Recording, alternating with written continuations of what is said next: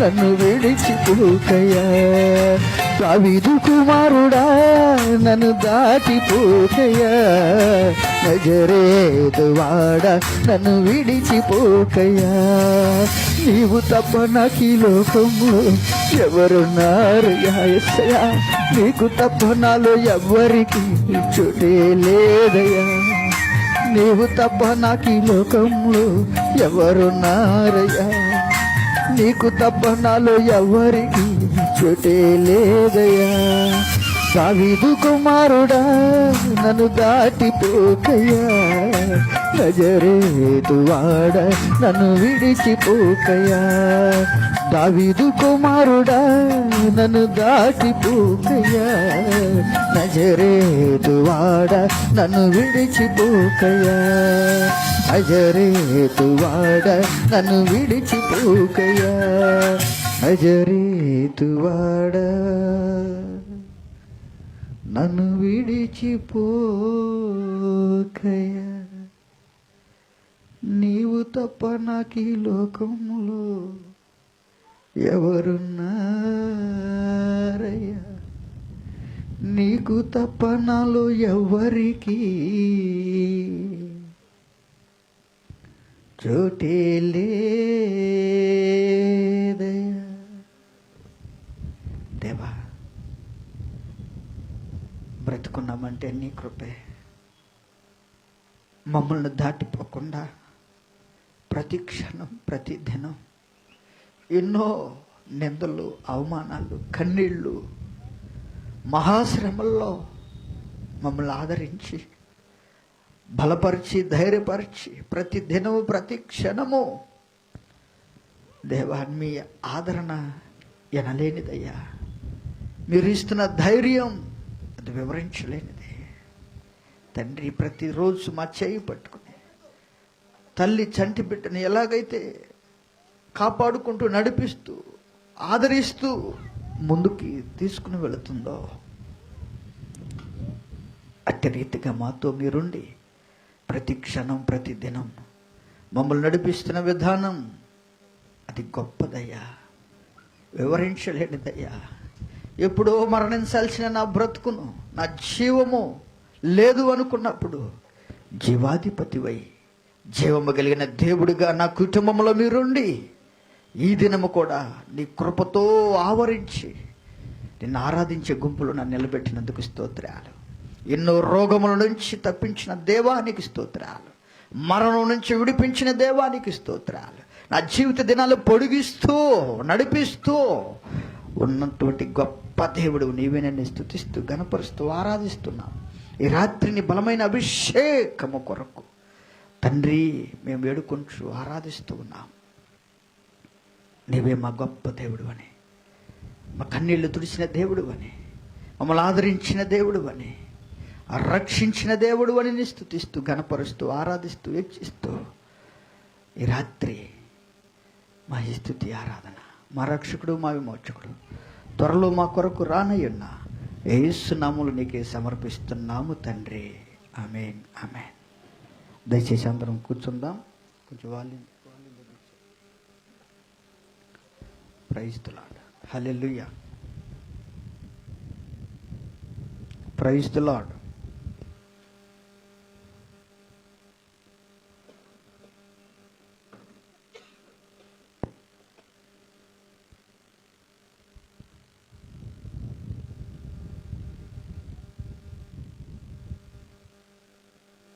దేవుని వాక్యాన్ని చూద్దాం కొద్ది సమయం.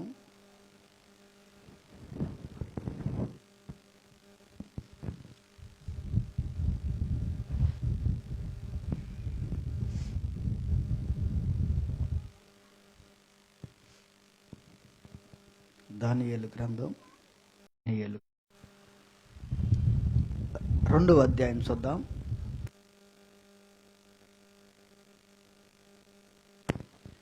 దానియేలు గ్రంథం 2వ అధ్యాయం చూద్దాం. తీసినటువంటి వారు 5వ వాక్యాన్ని చూద్దాం. 2వ అధ్యాయం 5వ వాక్యం.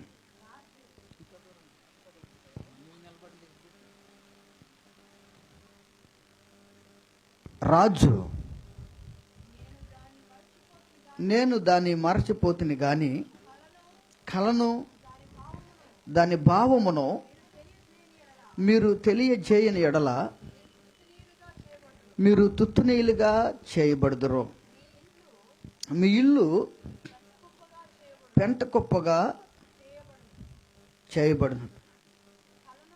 కలను దాని భావమును తెలియజేసిన ఎడల దానములను బహుమానములను మహాఘనతయు నా సముఖములో నొందుదురు గనుక కలను దాని భావమును తెలియజేయడనగా వారు. చాలండి. ఇక్కడ రాజుగా నెబుకద్నెజరు పరిపాలిస్తున్నటువంటి ఆ దినాల్లో బాబిలోన్ అనేటువంటి దేశంలో జరిగినటువంటి ఒక సంఘటన మనం ఇప్పుడు చదువుకున్నటువంటి లేఖన భాగం. అయితే ఆ లేఖనంలో రాజు నెబుకద్నెజరుకు ఒక కళ వస్తుంది. అయితే రాత్రంతా ఆ కళ వచ్చింది, కానీ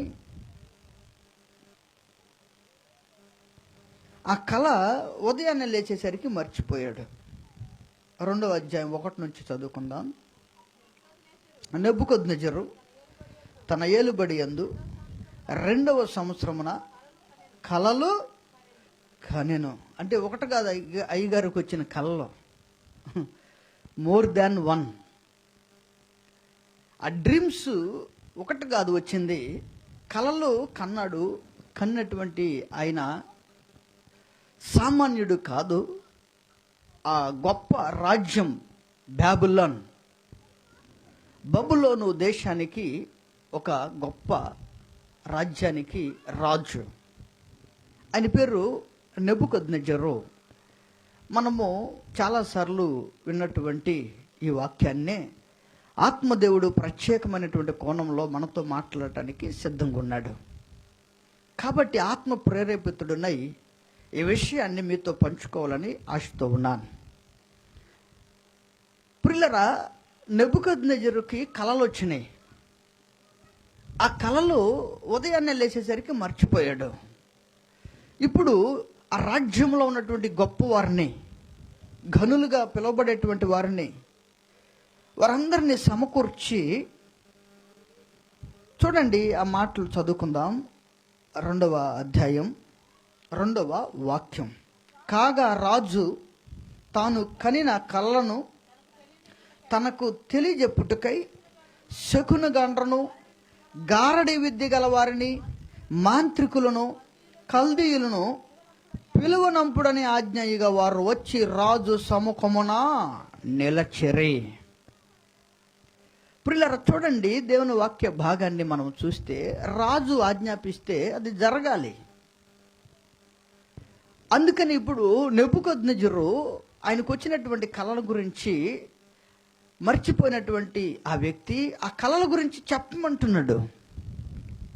ఇప్పుడు రాజ్యంలో వారందరూ కూడా గొప్పగా, లేదంటే ఒక ఆధిక్యత కలిగినటువంటి వారు, వాళ్ళు ఏ ఏ కోవకు చెందిన వారో అక్కడ రాయబడి ఉంది. తెలియజెప్పుటకై శకునగాండ్రు, గారడీ విద్య గలవారు, మాంత్రికులు, కల్దీయులు. అంటే ఇక్కడ చూడండి 4 రకాల గొప్ప వారిని పిలిపించుకున్నాడు ఆయన సముఖానికి, ఆయన యొద్దకు పిలిపించుకుని వాళ్ళతో అంటున్నాడు, గొప్పగా పరిగణించబడేటువంటి మీరు, ఈ బబులోను దేశంలో మీకు తిరుగులేదు అని, నా గారడి విద్య బాగుంటుంది, నేను చెప్తే జరుగుతుంది అని చెప్పే గారడి విద్య కలిగిన వాడా, మాంత్రికుడా,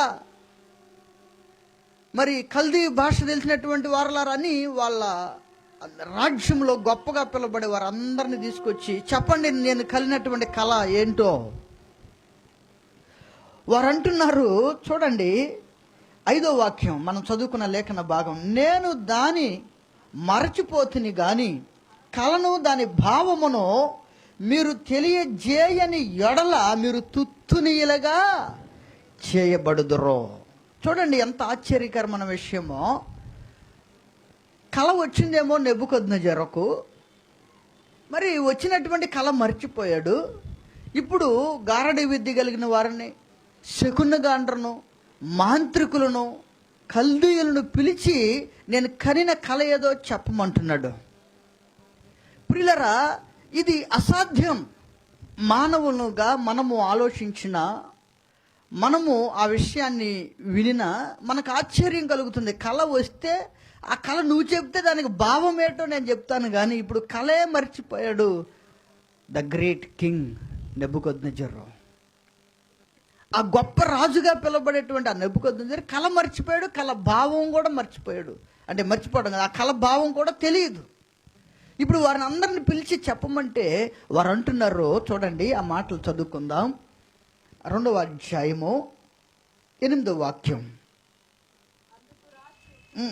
7వ వాక్యం.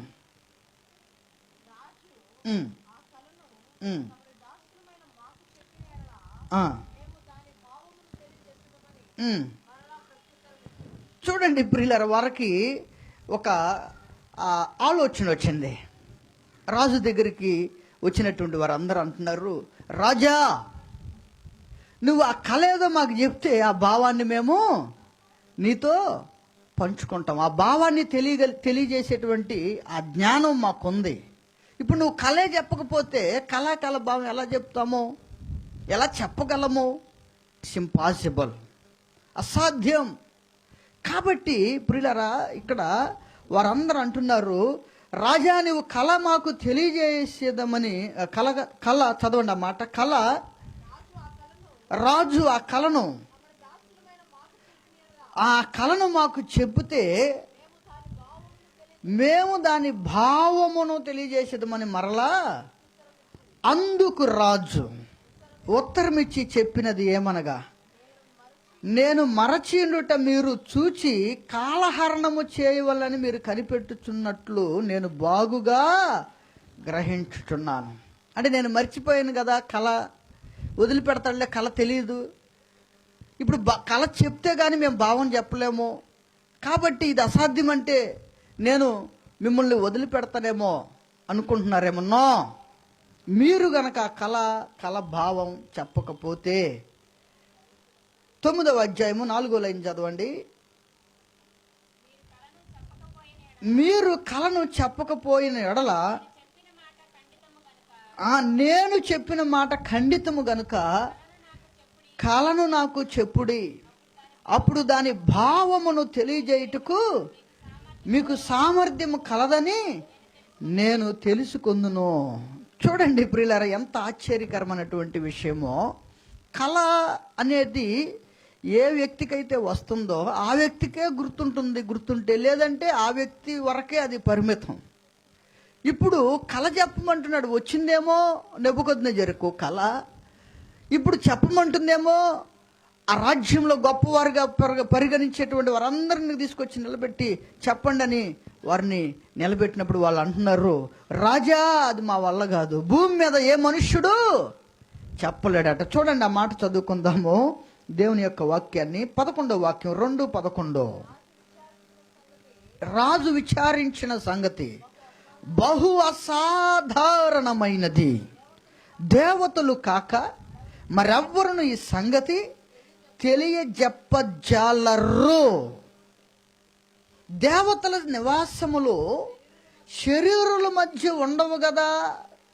చూడండి ప్రియులరా, ఇప్పుడు వారికి భయం, వీడు మామూలుగానే మెంటలోడని వాళ్ళు అనుకుంటున్నారు. ఎందుకంటే కళ చెబితే కళ భావం మేము చెప్తాం, కానీ ఇప్పుడు నీకేం కళ వచ్చిందో నాకేం తెలుస్తుంది.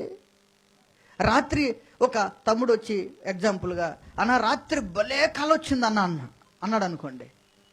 తమ్ముడు బాగా వచ్చిందా, ఓకే చెప్పు.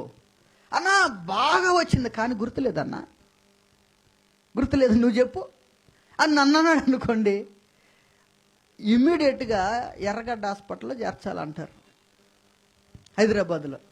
విశాఖపట్నం అయితేనేమో ఆ వాల్టేర్ దగ్గర ఎక్కడ ఉంది. సరే మనకు దగ్గరలో అయితే ఇక్కడ ఎరుకులపూడిలో ఉంది. అల్లెలే చెప్పండి గట్టిగా.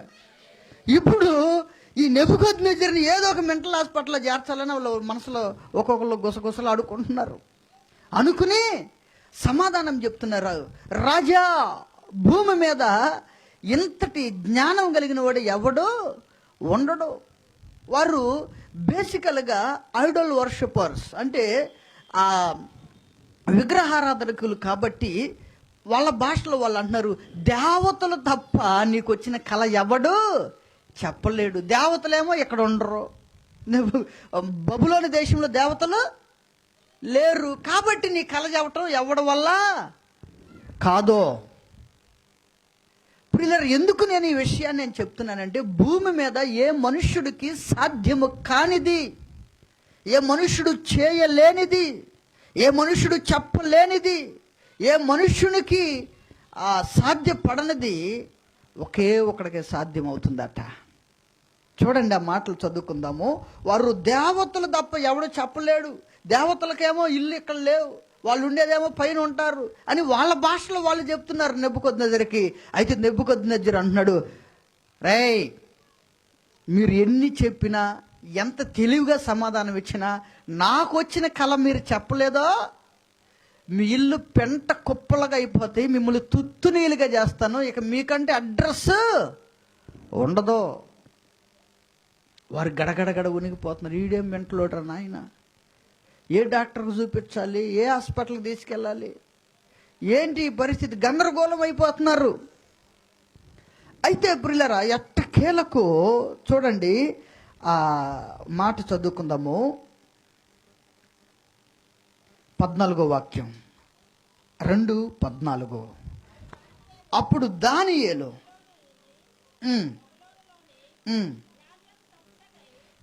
అప్పుడు దానియేలు బబులోనులోని జ్ఞానులను చంపుటకై బయలుదేరిన రాజదేహ సంరక్షకుల అధిపతియగు అర్యోకు అనేటువంటి వాడి దగ్గరకు పోయి జ్ఞానయుక్తముగా మనవి చేసెను.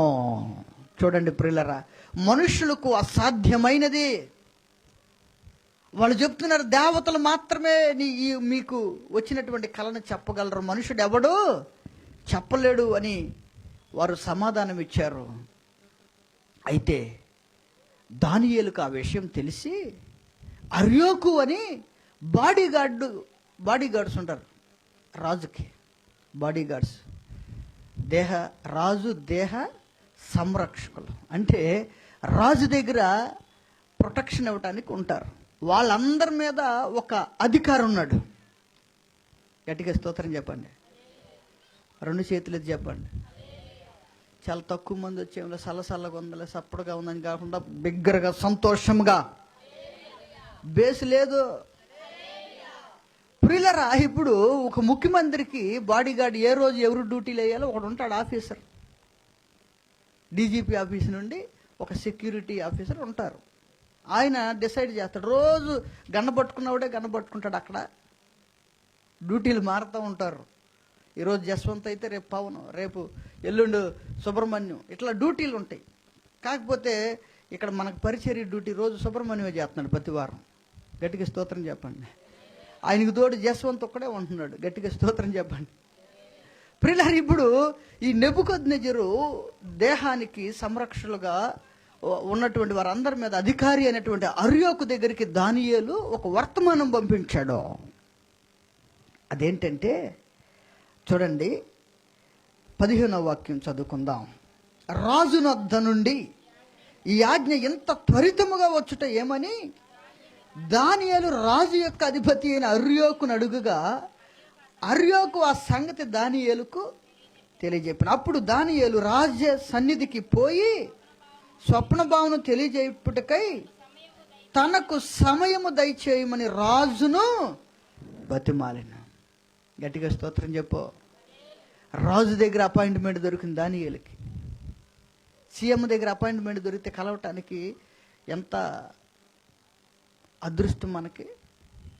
అట్లాగే రాజు దగ్గరికి వెళ్ళటానికి దానియేలుకి ఒక అవకాశం దొరికింది.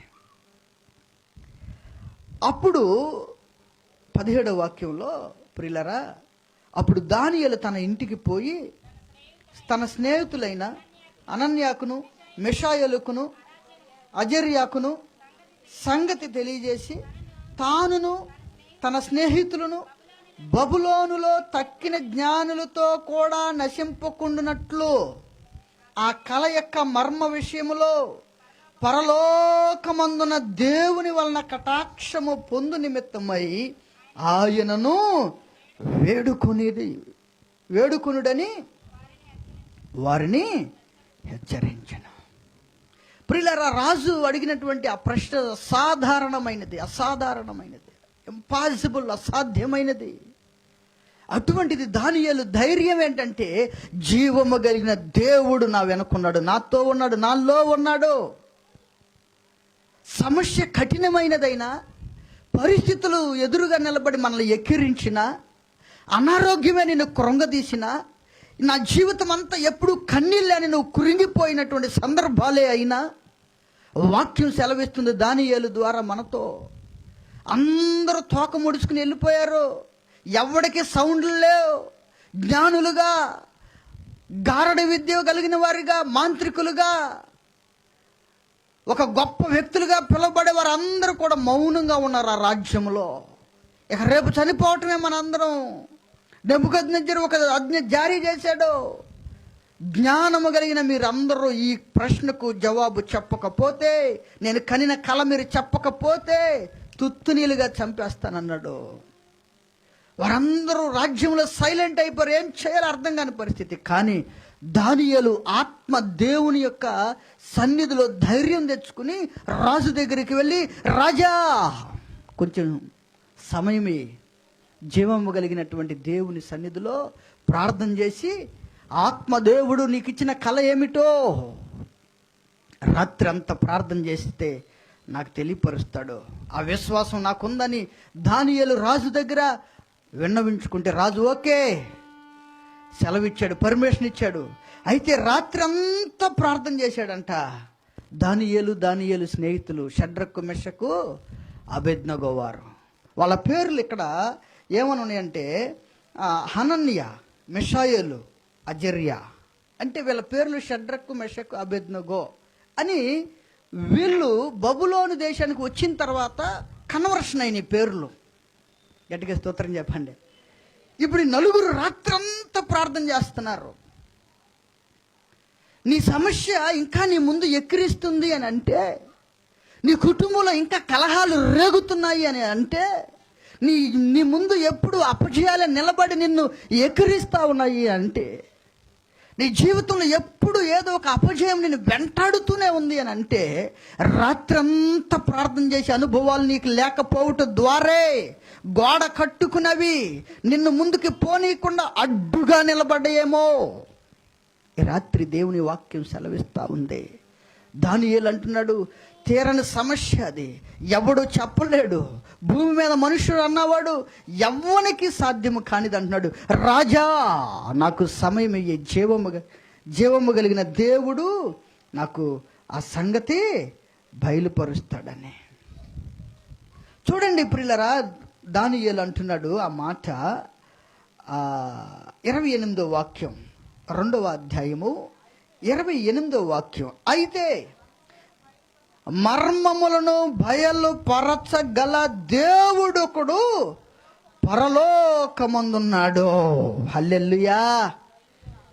2 చేతులు చెప్పండి, గట్టిగా బేస్తో చెప్పండి, వాయిస్ పెంచి చెప్పు.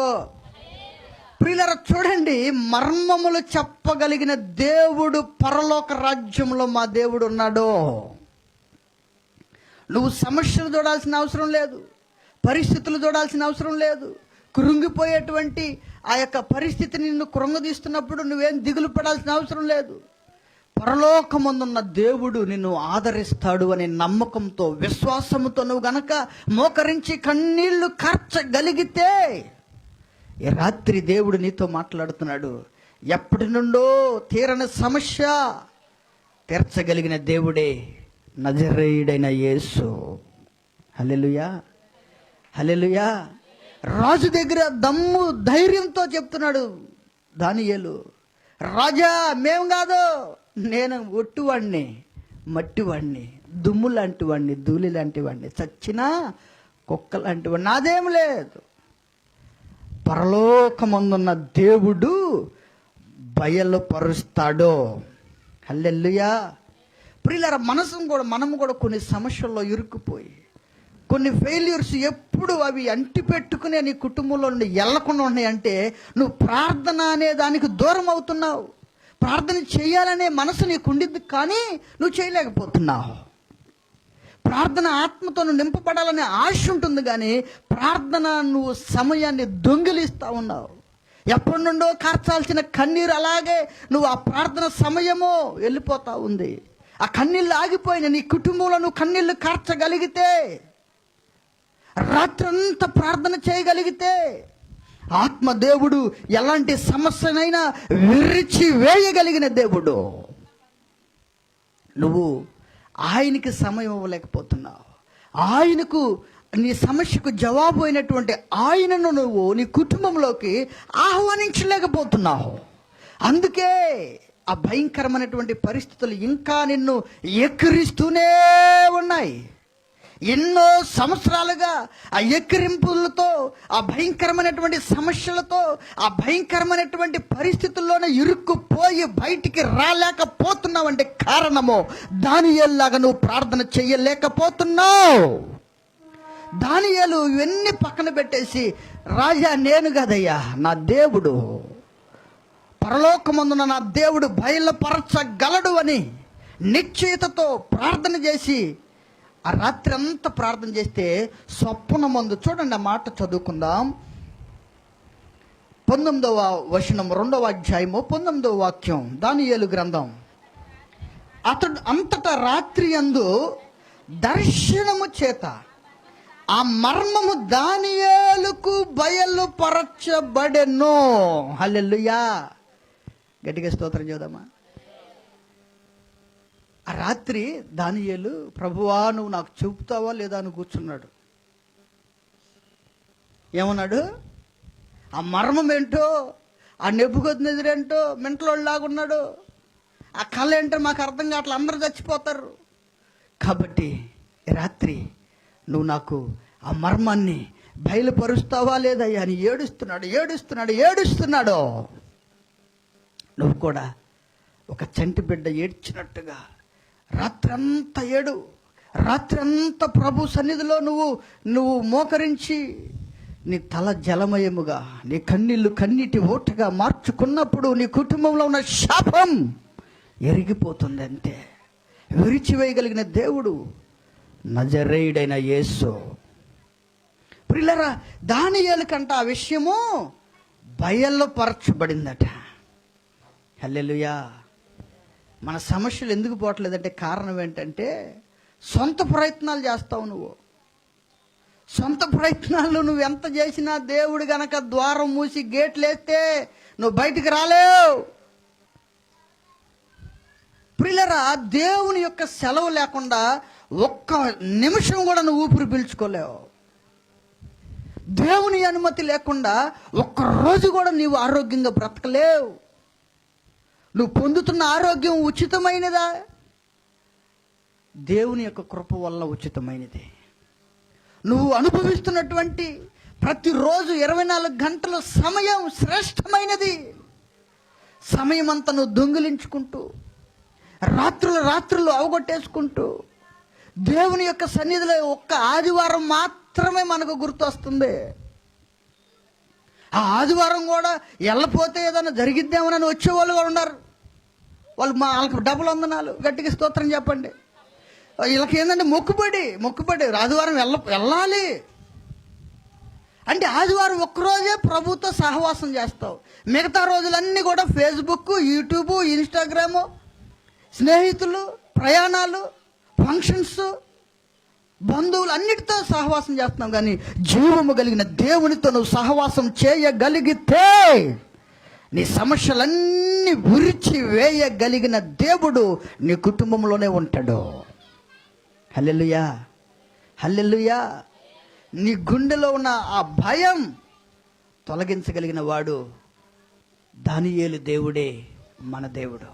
ఆ రోజు దానియేలుకి ఆ మర్మాన్ని తెలియజేసినటువంటి దేవుడే ఈరోజు నీవు నేను ఆరాధిస్తున్నా దేవుడు, ఆ దానియేలుకి తెలియపరిచిన దేవుడు, దానియేలు జీవితంలో చేసిన ఆ గొప్ప కార్యములు చేసిన ఆ దేవుడు నీ జీవితంలో ఎందుకు చేయడు, మన జీవితంలో ఎందుకు చేయడు ఆలోచిస్తే ఖచ్చితంగా చేయగలిగిన దేవుడు. హల్లెలూయా, హల్లెలూయా. నీ మోకాళ్ళు మచ్చలు పడట్లేదు, నీ కన్నుల్లో నుంచి కన్నీటి ఓట రావట్లేదు. కన్నుల్లో నుంచి ఏమవుతున్నాయి అంటే ఆ ఫోన్ మీదకి నీ కళ్ళలో నుంచి కిరణాలు బలే వెళ్తాయి. లేవటం ఆ తల కింద దిండి కింద ఏడా ఎతకటమే. పడుకునేటప్పుడు కూడా ఆ వార్తలు వింటా పడుకుంటాం మనం, హాయిగా పడుకుంటాం. అంటే నీ సహవాసం దేంతో అంటే ఫేస్బుక్తో, నీ సహవాసం యూట్యూబ్తో, నీ సహవాసం ఫోన్తో. నో, దేవుని యొక్క సన్నిధిలో నువ్వు గనక నిజముగా కన్నీళ్లు విడవగలిగితే నీ ఫెయిల్యూర్స్ అన్నీ కూడా సక్సెస్ అవుతాయి అంతే. నీ కన్నిటిని నాట్యముగా మార్చగలిగిన దేవుడు ఆయన. హల్లెలూయా, హల్లెలూయా. ఒకరోజు ఎట్లాగే పద్దాక మాట్లాడితే ఈ దానియేలు ఎవడరా బాబు, ఎంత పేరు వస్తుందో దానియేలుకి. దానియేలు అసలు ఎలా చెప్పాడు అంత గొప్ప ఆ రహస్యాన్ని, ఎలా మర్మాన్ని ఎవడు చెప్పలేడు కదా, ఎలా చెప్పాడు రాయుడు అని ఈ గారడి విద్య కలిగిన వాళ్ళు, మాంత్రికులు, కల్దీలు భాష కలిగిన వాళ్ళు వీళ్ళందరూ కూడా దానియేలు మీద నిఘా చేశారు. గట్టిగా స్తోత్రం చెప్పు. ఏందో ఈ సౌండ్ లేకుండా చెబుతున్నారు. దానియేలు దేవుడే మన దేవుడు. గట్టిగా స్తోత్రం చెప్పు. దానియేలు జీవితంలో చేసిన దేవుడు మన జీవితంలో చేస్తాడు. దానియేలు మీద నిఘా చేశారు. ఈ సీక్రెట్ ఏంటని. దానియేలు అంట, చూడండి ఆ మాటలు చదువుకుందాం. 6వ అధ్యాయము దానియేలు గ్రంథం 10వ వాక్యాన్ని చదువుకుందాం. లిజీ అల్లరి చెప్పా. ఇటు శాసనము సంతకము చేయబడినని దానియేలు తెలుసుకొనినను అతడు తన ఇంటికి వెళ్ళి యథాప్రకారముగా అనుదినము ముమ్మారు మోకాళ్ళుని తన ఇంటి పైగది కిటికీలు యెరూషలేము తట్టునకు తెరవబడి ఉండగా తన దేవునికి ప్రార్థన చేయుచు ఆయనను స్తుతించుచు, నిన్ను స్తుతించకుండా నేనుండలేను నా విమోచకుడా యేసయ్యా. చక్కగా దానియేలు ప్రార్థన చేస్తున్నాడు, స్తుతిస్తున్నాడు. ఇక్కడ యథాప్రకారంగా రోజుకి ఎన్నిసార్లు మోకాళ్ళు వేసాడు? చదవండి, ఆ మాట చదువుకుందాం. ముమ్మారు అంటే అమ్మవారు అని కాదు, లేదంటే ముమ్మారు అంటే అదొక పేరు కాదు. ముమ్మారు 3 times he has prayed 3 times per day. 3 సార్లు రోజుకి ప్రార్థన చేశాడంట. వీళ్ళందరూ తెలుసుకుంది ఏంటంటే వీడికి మొత్తానికి ఎక్కడ ప్రార్థనలు ఎవరో చెప్తున్నారు, ఈయన ఎట్టయినా ప్రార్థన చేయకుండా ఆపాలని ప్లాన్ చేశారు వాళ్ళందరూ. హల్లెలూయా. ఇప్పుడు ప్రార్థన చేసేవాడిని ఆపితే ఇంకా శక్తి పొందుకుంటాడు దానియేలు. మొత్తం మీద ఆపాలని చూసి ఒక శాసనాన్ని వేసారు. ఏంటంటే ఆ రాజు దగ్గరికి వచ్చి, చూడండి ఆ మాటలు చదువుకుందాం. 6వ అధ్యాయము 8వ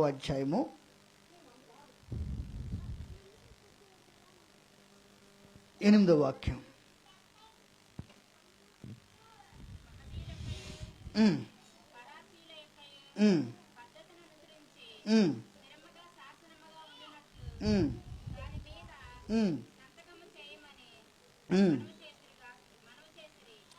మన 7వ అధ్యాయం 7వ వాక్యం 5వ లైన్ చదువుకుందాం. ఎట్లనగా అనే మాట నుండి,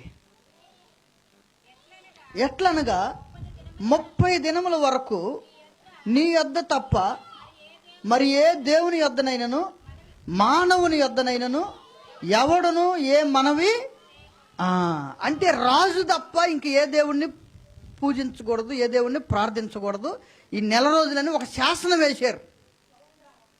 గట్టిగా స్తోత్రం చెప్పండి. రాజుని పూజించాలి, రాజునే ప్రార్థించాలి, రాజు జపమే చేయాలి ఆ 30 రోజులని ఒక శాసనాన్ని వేశారు. జీవో, గవర్నమెంట్ ఆర్డర్ వేశారు. హల్లెలూయా, హల్లెలూయా. ఆ విషయం తెలిసి కూడా దానియేలు యథాప్రకారము గట మమ్మారు తన ఇంటి పై గది కిటికీలు యెరూషలేము తట్టునకు తెరవబడి ఉండగా తన దేవునికి, చూడండి ప్రియులారా, ఒకవేళ ఆ 30 రోజుల్లో రాజును గాక ఎవరైనా దేవుణ్ణి కానీ వాళ్ళ దేవతలు కానీ పూజిస్తే సింహాల బోన్లో వేయాలని శాసనము. నేను ముగిస్తాను, ఒక 10 నిమిషాలు అయిపోయింది. కాస్త సీరియస్గా చూడకుండా కాస్త కొంచెం ఓపిక బట్టి వినటానికి ప్రయత్నం చేద్దాం. హల్లెలూయా. ప్రియులారా, ఇప్పుడు శాసనం వేస్తే ప్రార్థన చేసిన వాడిని ఎక్కడ వేయాలి? ఇప్పుడు సింహాల గుహ ఉంటుంది. జూ పార్క్కి వెళ్ళారు ఎప్పుడైనా? జూ పార్క్ మొన్న ఈ మధ్య ఇప్పుడు ఢిల్లీలో జూ పార్క్కి సింహం ఎట్లుంటుంది అట్లా వంగి కింద పడిపోయాడంట. హల్లెలూయా చెప్పండి. ఆ వీడియోలో కూడా హల్చల్ అయిన న్యూస్లో కూడా వచ్చింది. ప్రియులారా, సింహాలు బోను మరి ఎన్నుండయో అక్కడ రాయబడలేదు, కానీ సింహాల బోన్లో వేస్తారు ప్రార్థన చేస్తే.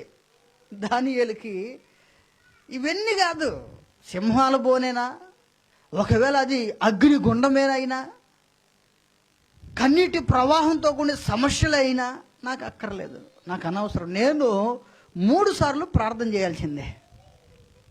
3 సార్లు ప్రార్థన చేయటానికి అయ్యగారు అవన్నీ ఇని కూడా తెలిసి కూడా ప్రార్థన చేయటానికి కిటికీ ఎక్కాడు. మేడ గది మీదకి ఎక్కి కిటికీలు తీసి యెరూషలేము తట్టు కన్నీళ్లు గారుస్తూ ప్రార్థన చేస్తున్నాడు.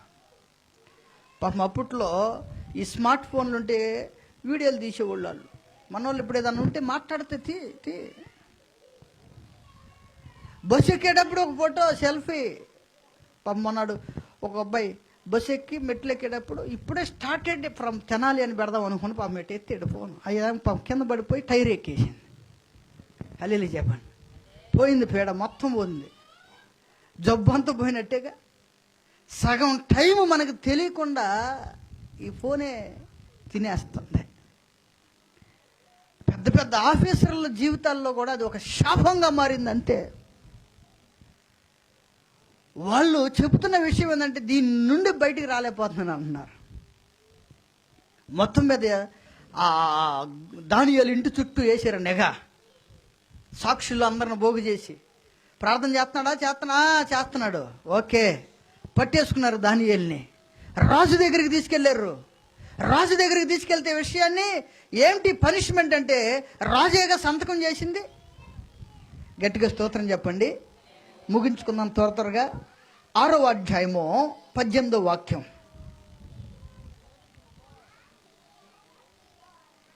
ఆ 16వ వాక్యం చూద్దాం. అంతటా రాజు ఆజ్ఞ అయ్యేగా 6:16 అంతటా రాజు ఆజ్ఞ ఇయ్యగా బంట్రౌతులు దానియేలును పట్టుకొని పోయి సింహముల గుహలో పడద్రోయిగా రాజు, నీవు అనుదినము తప్పక సేవించుచున్న నీ దేవుడే నిన్ను రక్షించునని దానియేలుతో. What a faith! ఎంత విశ్వాసం రాజుకి. రాజు అంటున్నాడు, రాజు సంతకం చేశాడు కాబట్టి ఆపలేడే కదా.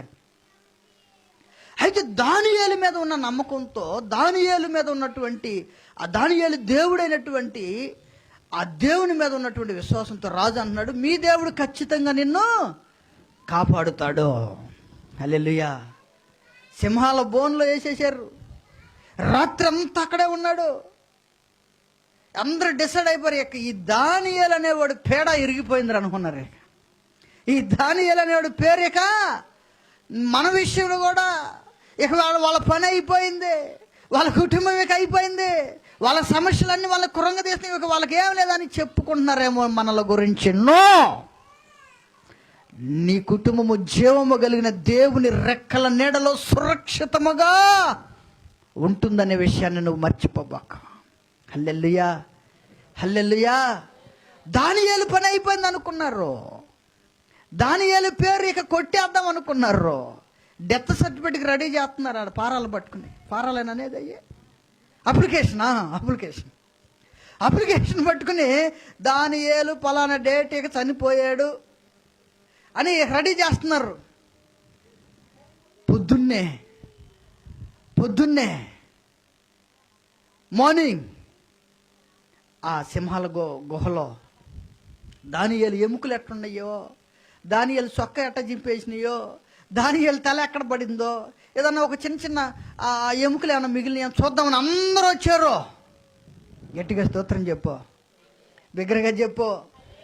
మన కీడు కోరుకునే వాళ్ళు మన పక్కనే ఉంటారు. గట్టిగా స్తోత్రం చెప్పండి, బిగ్గరగా చెప్పండి. మన ఇంటి పక్కనే ఉంటాడు. మన కీడు కోరుకునే వాళ్ళు మనతోనే ఉంటారు. వందనాలు అక్కాయ అని కూడా అంటారు. గట్టిగా స్తోత్రం చెప్పు. వందనాలు బ్రదర్ కూడా అంటారు. కానీ మన కీడు కోరుకునేటువంటి వారు వాళ్ళే అనే విషయాన్ని మనం గమనించాలి. దానియేలు వాస్తవంగా జ్ఞానులు, గారడీ విద్య కలిగిన వారు, గొప్పవారుగా పిలువబడేటువంటి వారందరూ చావకుండా ఆ కళ భావాన్ని, ఆ మర్మాన్ని తెలుసుకుని రాజు దగ్గర ఆ శాసనాన్ని కొట్టివేయించాడు. వారందరూ బ్రతుకుచున్నారంటే కేవలము దానియేలే కారకుడు. అయినా దానియేలుని ఎలాగైనా ఆపాలి, దానియేలుని ఎలాగైనా నివారించాలి, దానియేలుని ఎలాగైనా చంపివేయాలని కంకణం కట్టుకున్నారు. లోకమంతా ఏకమైన, ఎవ్వరు నీకు తోడు లేకపోయినా, నీ కుటుంబంలో ఉన్నవారే నీకు వ్యతిరేకంగా నిలిచినా, జీవము కలిగిన దేవుడు నీతో ఉంటే ఎవ్వడు ఏమి చెయ్యలేడు. హల్లెలూయా, హల్లెలూయా. అందరూ ఒకటయ్యారండి. దానియేలు ఒక్కడే బోన్లో ఉన్నాడు. చూడండి, ఆ మాట చెప్పుకుని మనము మరి కన్క్లూడ్ చేసుకుందాం. 6వ అధ్యాయము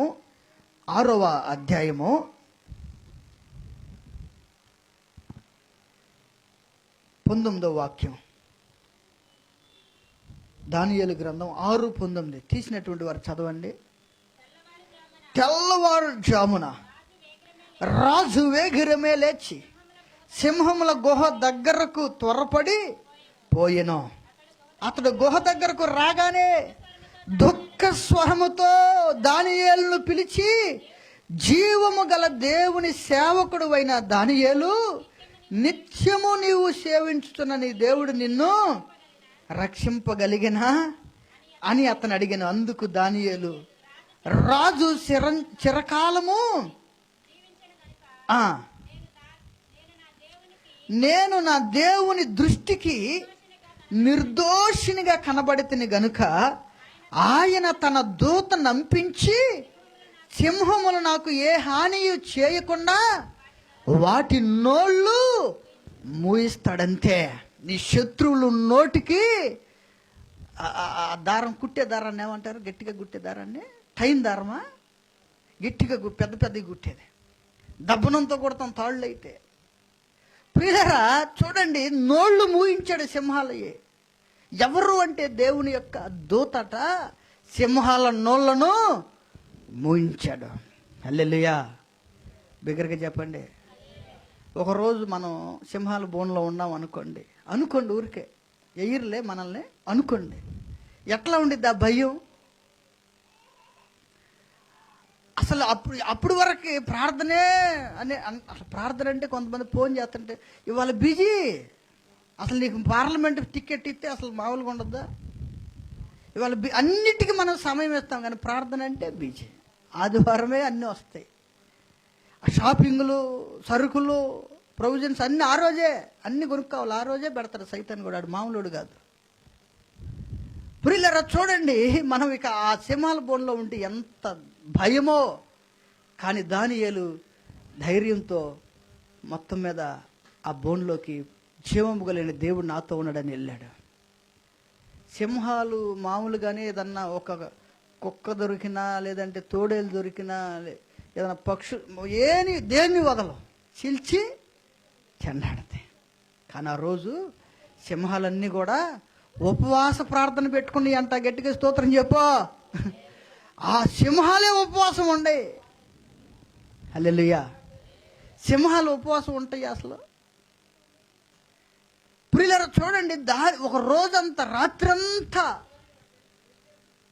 దానియేలుని ఏ హాని, ఒక్క చిన్న గోరు కూడా గీకలేదండి. గీకటం అనేది గిచ్చలేదండి. ఒక్క గోరుతో కూడా దానియేలుకి ఏ హాని చేయలేదు. సింహం ఫ్రెష్గా ఉన్నాడు. ఈయనే ఒక సింహం లాగా ఉన్నాడు. నీతిమంతులు సింహం వలె ధైర్యంగా ఉంటారు. ఆ రోజు సింహాలన్నీ ఉపవాసం ఉన్నాయి అంతే.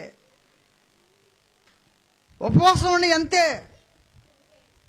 ఒకవేళ అవి అనుకుని ఉంటే చిన్న పెద్దవి ఉంటాయిగా, అమ్మ కూతురు అట్ట అనుకుంటాంగా, మమ్మీ ఆకలి వేస్తుంది దానియేలు మీదకి వెళ్తా నేను ఒకటి అన్నాను, మరమై ఇవాళ ఉపవాసం మనం. ఆ ఉపవాసంలో కూడా ఆకలి వేస్తుందమ్మా ఇదని తింటానంటే, ఉపవాసం అసలు దేవుడు ఉపవాసం. మరమై పాలన్నా తాగుతానమ్మా కొంచెం. పాలా? ఉపవాసం ప్రియులారా, ఉపవాసం అనే దాంతో అన్ని నోరు మూసుకొని అంతే సింహాల్లో. అక్కడ ఎవరున్నారంటే జీవము కలిగిన దేవుని సేవకుడు అయిన దానియేలు, నీ దేవుడే నిన్ను కాపాడాడు. హల్లెలూయా, హల్లెలూయా. ప్రియులారా, రాజుకు కూడా దానియేలు దేవుడి మీద ఎంత విశ్వాసం. ఒక అన్యుడైనటువంటి రాజుకి దానియేలు దేవుని మీద అంత గొప్ప విశ్వాసము. నిన్ను బట్టి అన్యులు కూడా మీ దేవుడు గొప్ప దేవుడమ్మా, నీ దేవుడు నాకు కావాలి అనగలిగే అంత భక్తి నువ్వు చేయాలి. రాత్రి అంతా ఏడ్చే ఆ రాత్రులు దేవుడు కోరుకుంటున్నాడు. నీ సుఖము, నీకున్నటువంటి ఆ వసతులన్నిటిని బట్టి దేవునికి దూరం అయిపోతున్నటువంటి పరిస్థితులు ఉన్నాయేమో. సమస్యలతో అలాగే మూలుగుతూ వెళ్తున్నావు, కానీ ఒక రాత్రన్నా ప్రార్థన చేసేవా? రాత్రి అంతా ప్రార్థనలు అన్నీ కొట్టుకుపోతాయండి. తేలిక హృదయం అయిపోయింది. కష్టాలన్నీ దేవుడు కొట్టివేస్తాడు. ప్రశాంతంగా ఉండగలిగేది ప్రార్థన తర్వాత మాత్రమే. కాబట్టి నువ్వు నీ ఇంట్లో ప్రార్థన పెట్టించుకో. నువ్వు ఖాళీగా ఉన్నప్పుడు ఇంట్లో నువ్వు ఒక్కదాన్ని ప్రార్థన చేయి. లేదు నీకు ఆ సమయము అంత కుదరకపోతే దైవజనులు పిలిచి ఒక రోజు ప్రార్థన చేయండి అని రిక్వెస్ట్ చేసి ప్రార్థనలో ఉండండి.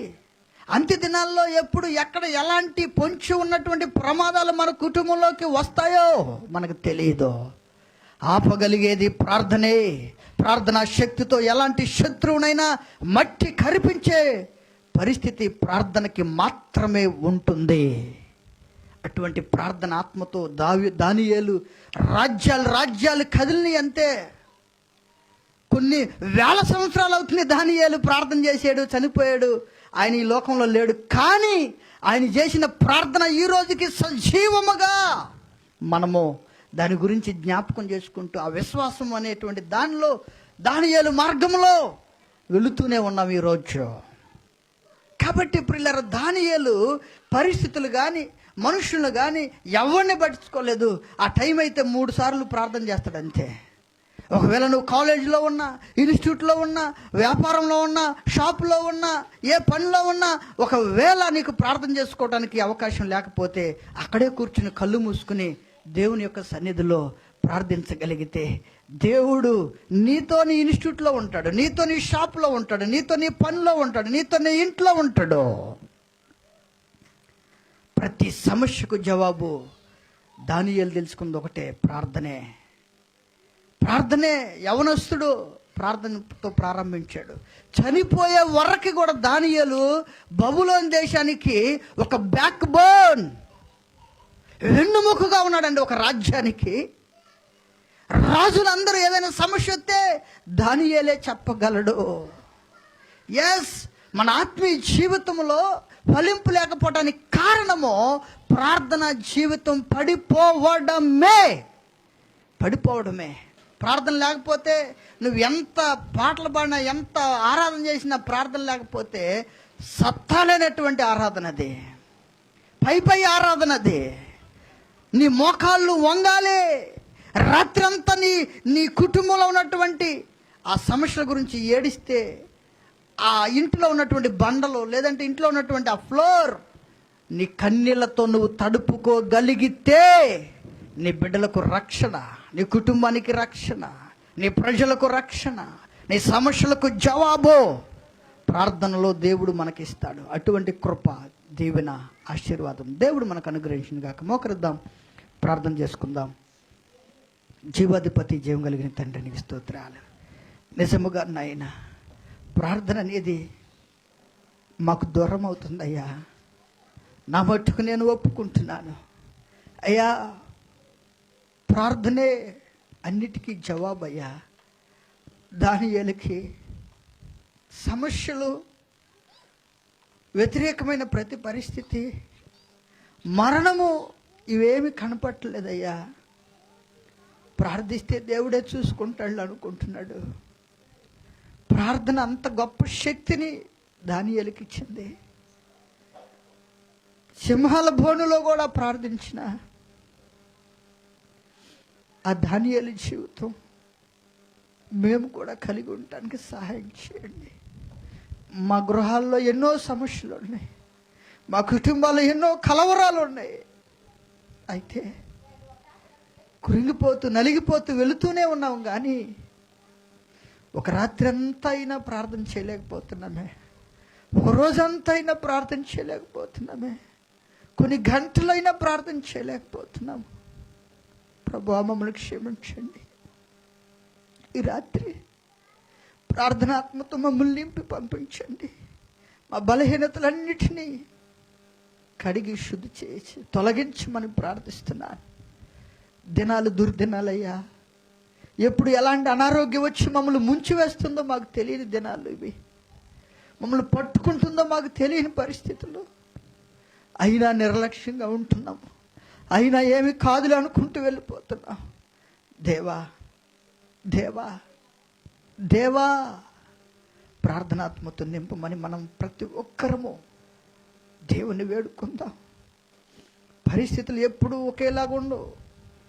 ప్రతి పరిస్థితిని మార్చివేయగలిగిన దేవుడు నీతో ఉండాలి,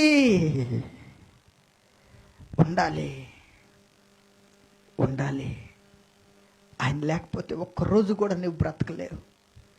ఆయన లేకపోతే ఒక్క గంట కూడా నీవు బ్రతకలేవు.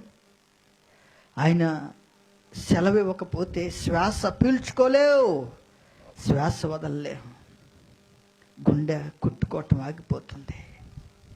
కేవలం ఆయన కృపే, ఆయన కృపే. అటువంటి కృపలో నీవు నేను దాచిపడి ఉండి నిర్లక్ష్యంగా వెళ్ళిపోతున్నావేమో. అయ్యా, ఈ రాత్రి అయినా ప్రార్థనాత్మతో నింపి నన్ను పంపించండి అయ్యా. గంటలు గంటలు అయిపోతున్నాయి అయ్యా. ప్రార్థన లేకుండానే రోజులు తరిగిపోతున్నాయి అయ్యా. ప్రార్థన లేకుండానే నా వయసు కరిగిపోతుంది నాయన. ప్రార్థన లేకుండానే సమస్యలతో సతమతమవుతూ నలిగిపోతూ ఆరోగ్యం పాడు చేసుకుంటున్నానయ్యా. ఈ రాత్రి నీ శ్రేష్టమైన ఆ ప్రార్థన ఆత్మతో నన్ను నింపమని అడుగుదాం. ప్రార్థన చేసుకుందాం. ఆయన అప్పగింపడిన రాత్రి ఒక రొట్టెను తీసుకుని విరిచి కృతజ్ఞతాస్తుతులు చెల్లించి, ఇది మీ కొరకు విరబడిన నా శరీరం, దీన్ని తిన్నప్పుడల్లా నన్ను జ్ఞాపకం చేసుకోమని చెప్పాను. దేవా, విరవబడిన నీ దేహం, నల్లగొట్టబడిన నీ దేహం అయ్యా, అయోగ్యులమైనటువంటి మమ్మల్ని యోగ్యులుగా చేశారు. అర్హత లేని మాకు అర్హత ఇచ్చారు. లోకంలో ఉన్న మాకు నీ రక్షణ మాకు ఇచ్చారు. దేవా, అటువంటి పరిస్థితి మాకు ఇచ్చి ఈరోజు కూడా నీ శరీరంలో ఎర్రగొట్టబడినటువంటి నీ దేహంలో మమ్మల్ని చేర్చుకుంటున్నందుకు స్తోత్రాలు. ఇదిగో ప్రభువా, మేము నీ శరీరాన్ని భుజిస్తుండగా యోగ్యత, పరిశుద్ధత, పరిశుద్ధత, పరిశుద్ధత మాకు దయచేయమని, మీరు దీవించమని యేసు నామములో ప్రార్థిస్తున్నాం తండ్రి, ఆమేన్. అలాగే ఉండండి, కళ్ళు మూసుకుని. మీ వద్దకు ఆయన శరీరం తీసుకురాబడతా ఉంది. సిద్ధపడిన వారు మీ కుడి హస్తాన్ని పైకి లేపుంచండి. సిలువలో ఆ సిలువలో ఆ ఘోర కల్వరిలో తులువల మధ్యలో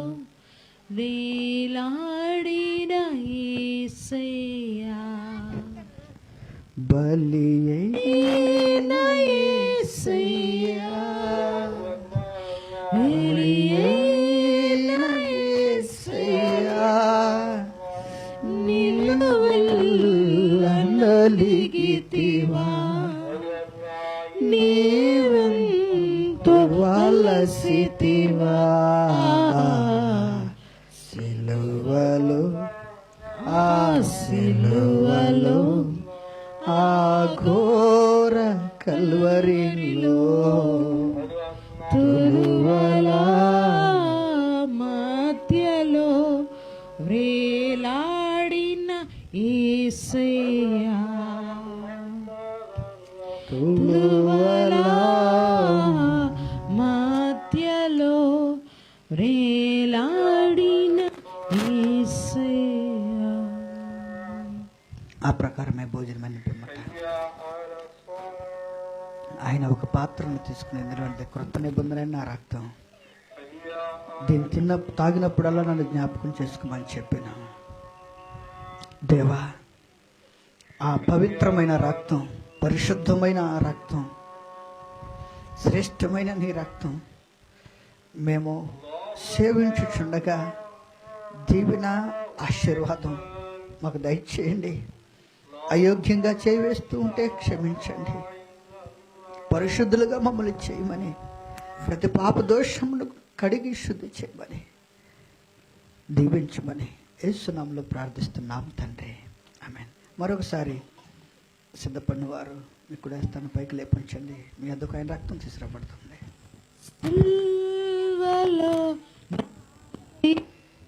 కార్చిన యేసు రక్తము శిలనైన నన్ను మార్చెను. యేసు రక్తము శిలనైన నన్ను మార్చెను. యేసు రక్తము, యేసు రక్తము, ప్రభు యేసు రక్తము, అమూల్యమైన రక్తము, యేసు రక్తము. ఆ ప్రకారమే భోజనమైన పిమ్మట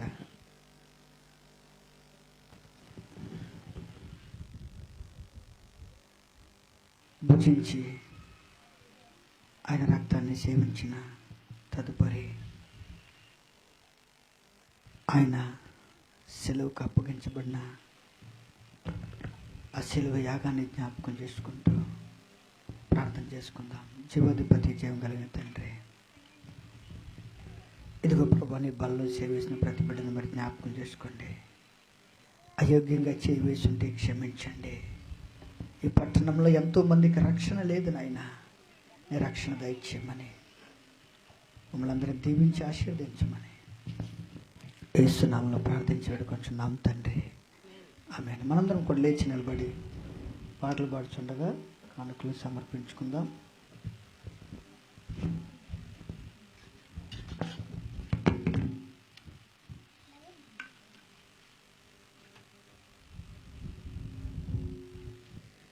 మనం ముగించుకుందాం.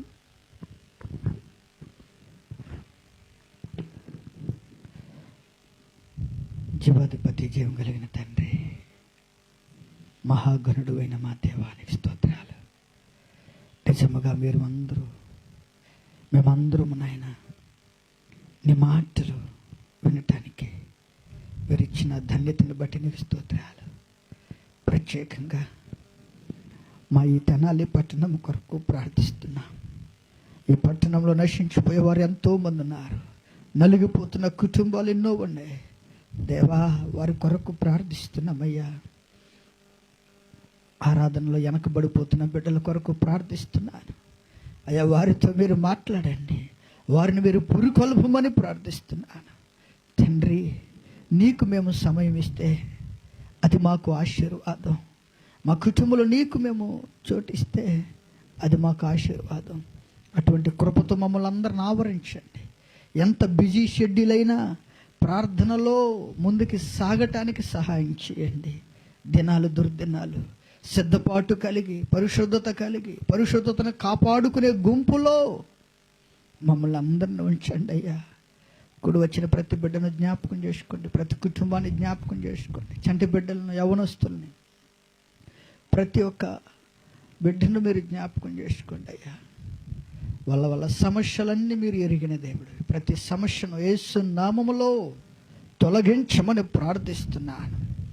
దేవా, అద్భుతమైన సాక్ష్యాలు కలిగి ముందుకు సాగిపోవటానికి సహాయం చేయమని, మరొకసారి కలుసుకోవటానికి సహాయం చేయమని, బుధ గురు శుక్రవారాల్లో జరిగే ఆ ఉపవాస ప్రార్థనలో నీ ఆత్మ నడిపింపు దయచేయండి. నీ బిడ్డలను అయినా పురుకొలిపి ప్రార్థనాత్మతో నింపి నడిపించమని, మమ్మల్ని అందరినీ దీవించమని, ఈ చిన్న పరిచర్య ఈ పట్టణానికి గొప్ప పరిచర్యగా మారటానికి ద్వారాలు తెరవమని ప్రార్థిస్తున్నాను.